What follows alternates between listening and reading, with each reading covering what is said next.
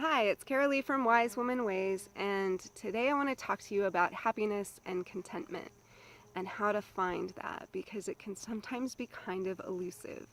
And I have a really concrete technique that I like to use when I find myself feeling discontentment and unhappiness in my life. So, I I think one of the main reason why we experience unhappiness and discontentment is because our reality and our expectations don't meet. Our expectations are up here and our reality is down here, and there's this disconnect between the two which causes us to feel really yucky. Nobody likes, their expectations to be different from their reality. Um, and the only way to feel a sense of happiness and contentment is if they're kind of together in this little circle. So the closer that you can get your expectations and your reality, the more joy you're going to experience. So you want to kind of get them in the same circle. So that really only leaves you two options. You can either lower your expectations or you can change your reality. So whenever I feel discontent and frustrated or angry or agitated about something, uh, I go make a list what I can do about it. What are my expectations? Can I change them? What is my reality? Can I change that? So if you're continuously going to a job that you hate, you can either lower the expectation that it's going to be a job you love, or you can go get a new job. And sometimes you're stuck in a job for a variety of reasons for a little bit of time. Maybe while you look for a job, but you lower the expectation that you're going to love that job every day. And I know that's kind of a simplistic answer to that, but I use this in every single situation when I'm feeling stuck in discontentment. And I'm going to give you an example from my own life. So my husband and I bought a new house, and we were so excited about this new house. It was in this neighborhood we wanted to be in. It was up near the mountains. It was really this beautiful little area. We moved in, and we quickly discovered that we had the neighbor from hell.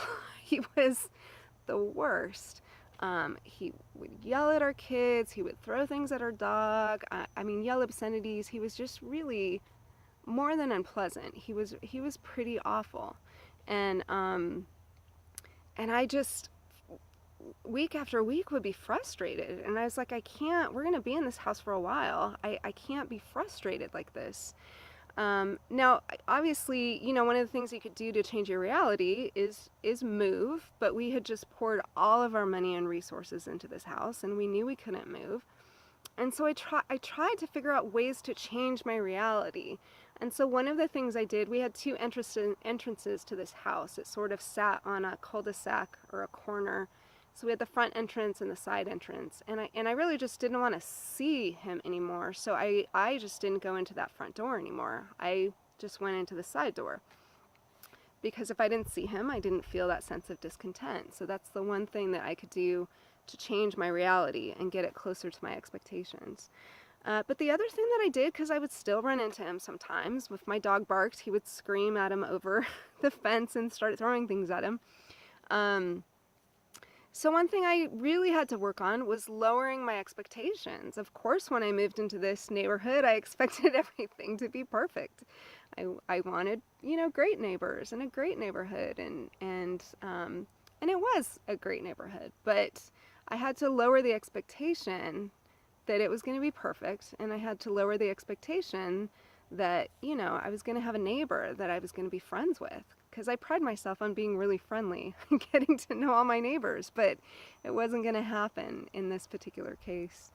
And another way that you can kind of fiddle with your expectations and your reality a bit is almost imagine a different reality. So let me explain what I mean by that. In order to not be as frustrated, so that I could lower my expectations that I had for him and for this situation, I imagined a different reality. Or maybe I guessed really well at what the reality was, but I would try and create scenarios that caused him to be such an agitated man.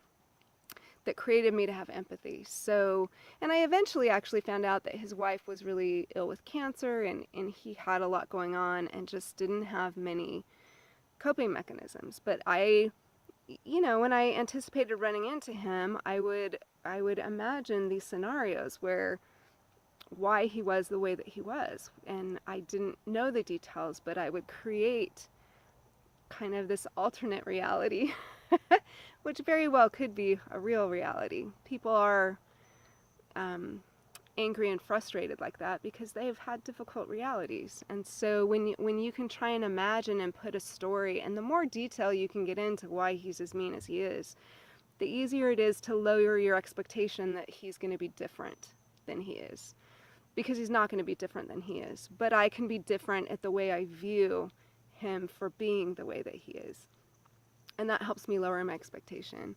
And it's so funny because by the end of it, in that strange little way, we had this little affection for him. And when I moved here to Alaska, my husband moved up here 6 years before I did, and 6 months before I did, and I came up and brought the dogs, and then my daughter and I stayed in LA for a little bit longer while we got the house ready to move.